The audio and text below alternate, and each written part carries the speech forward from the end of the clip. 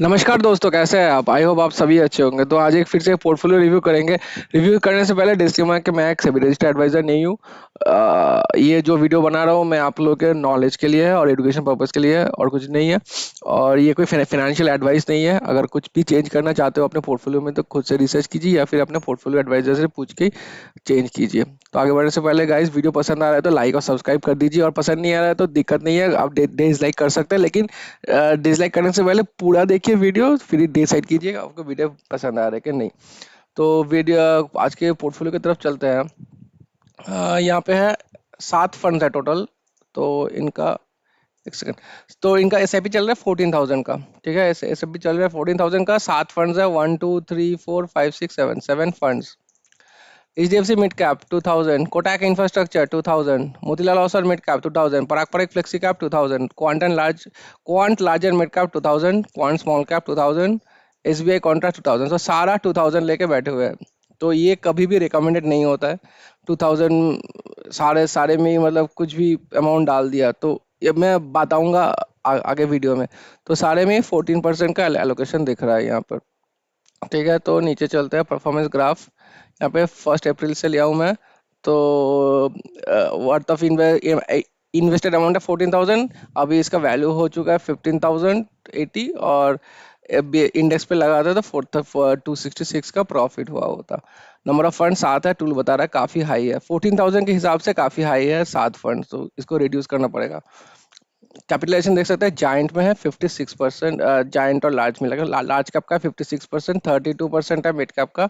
Small cap का 10-11% है small cap. ठीक है, तो ये स्मॉल कैप का एलोकेशन थोड़ा सा कम है, इसलिए ब्लेंड स्टाइल दिखा रहा है यहाँ पर। सेक्टर के बारे में बात करें, फाइनेंशियल में 20 जो कि ठीक है, इंडस्ट्रियल 17, टेक्नोलॉजी 13। टेक्नोलॉजी गंदा पिट रहा है अभी। 20 13 इसका डिफरेंस 7 है जो कि अच्छा है। 10 से कम होना चाहिए, 10% से कम होना चाहिए पहला और तीसरे का difference. Consumer description 12, materials 12, energy utilities 11। Diversification तो अच्छा दिख रहा है, कोई दिक्कत नहीं है। Jio finance giant, Reliance giant, HDFC giant, Aurobindo pharma large cap, giant large cap, mid cap, ये मिड कैप आ गया फर्स्ट सिस्टम, और लार्ज कैप। ठीक है, और बाद में मिड कैप है Kalyan jewellers, large cap large cap. तो लार्ज कैप का काफी मेजर एलोकेशन लार्ज और जायंट कैप्स का ही है। तो इसका ज्यादा एलोकेशन लार्ज कैप का होता है, तो अब हम लोग का जो ग्रोथ का परसेंटेज है, रिटर्न का परसेंटेज है, वो डाउन चला जाता है। ज्यादा मिड कैप और स्मॉल कैप का एलोकेशन रहता है तो ग्रोथ का परसेंटेज ज्यादा होता है। ठीक है, तो नीचे आता है इनका इंडिया में पैसा लग रहा है, और ये पराग परीक की वजह से यूएसए में थोड़ा बहुत पैसा लग रहा है। तो ये पोर्टफोलियो है अनस अनस खान का। Sir, I am new subscriber watching video. I am 42 years old, started recently SIP 15,000 for 2 months। SBI Contra Contra जो मैं दिखाया, तो 1 1 2 3 4 5 6 7 7 फंड्स है 2,000। तो आपको 15,000 का नहीं, 14,000 का SIP चल रहा है। Please review my portfolio for 10 years। 10 साल के लिए इनका पोर्टफोलियो कितना हो सकता है। तो देखते हैं। पहली बात तो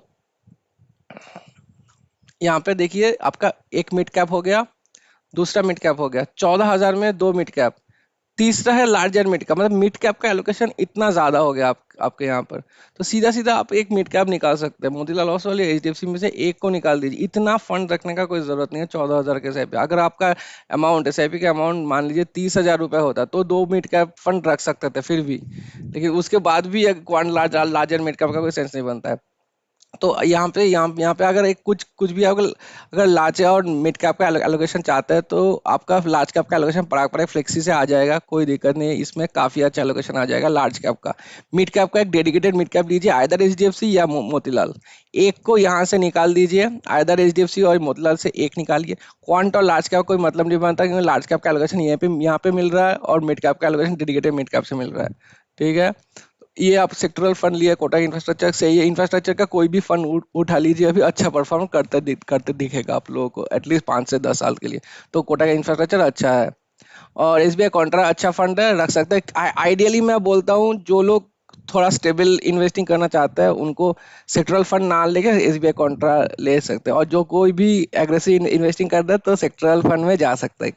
आप दोनों ही रखे हैं तो रख सकते हैं, कोई दिक्कत वाली चीज नहीं है। तो आपका हो गया, एक हो गया आपका फ्लेक्सी, दूसरा हो गया मिड, तीसरा हो गया स्मॉल, चौथा हो गया एक सेक्टोरल जो जो कोटक का है, कोटक, और 5 हो गया कॉन्ट्रा। तो 5 फंड से आपका काम चल जाएगा।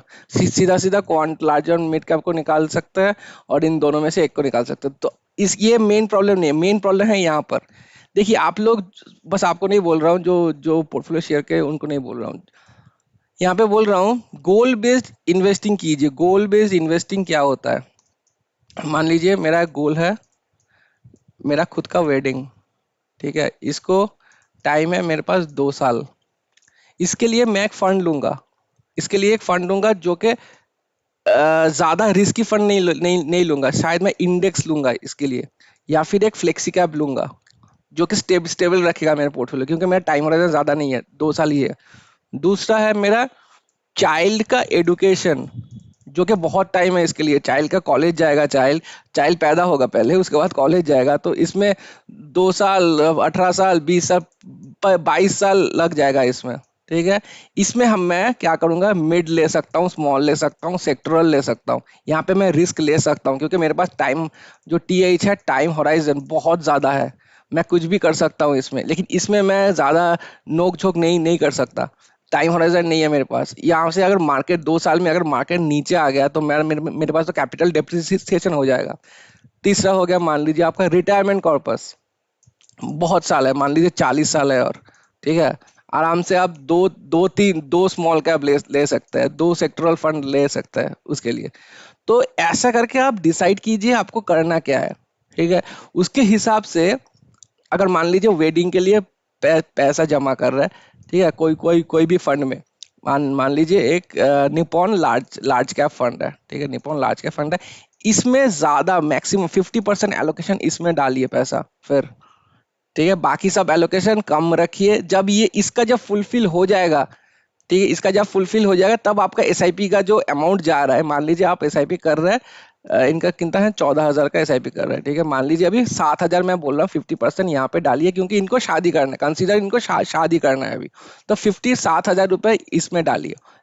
हो गया, 2 साल बाद एक अच्छा खासा खासा कॉर्पस बन गया इनके पास, ठीक है, वो निकाल के ये शादी कर लिए। तो मेरे पास जो ऑलरेडी अभी अभी जो नेक्स्ट 2 साल बाद जो SIP जाएगा, 7,000 बच गया मेरे पास, क्योंकि इन 14,000 में से 7,000 मैं निपॉन लार्ज कैप में डाल रहा था, और 2-3,000 में मान मान लीजिए स्मॉल कैप में डाल रहा हूँ, 2,000 में मिड कैप में डाल रहा हूँ, 2,000 में कॉन्ट्रा फंड में डाल रहा हूँ। ठीक है, ये तो बरकरार है ही।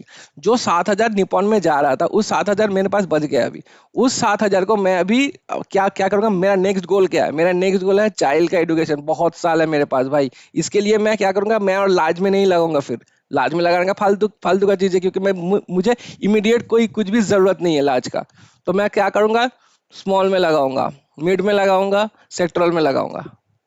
ठीक है, ऐसे करके गोल बेस्ड इन्वेस्टिंग कीजिए तो आपका प्रॉपरली आपका पैसा बन जाएगा। अगर आपका वेल्थ ओनली जैसा मेरा है, खुद का है, मैं ओनली वेल्थ क्रिएशन के लिए देख रहा हूँ, मैं अपने रिटायरमेंट के लिए कॉर्पस बना रहा हूँ, मेरा कुछ इमीडिएट गोल्स नहीं है, कुछ कुछ भी नहीं है, तो इसीलिए मैं क्या क्या हूँ, सीधा सेक्टरल ले आऊँ, दो दो सेक्टरल ले आऊँ, 3 स्मॉल ले आऊँ, और 2 मिड मिड ले आऊँ। क्यों 3 स्मॉल ले, बहुत लोग क्वेश्चन पूछते हैं क्यों स्मॉल ले आऊँ।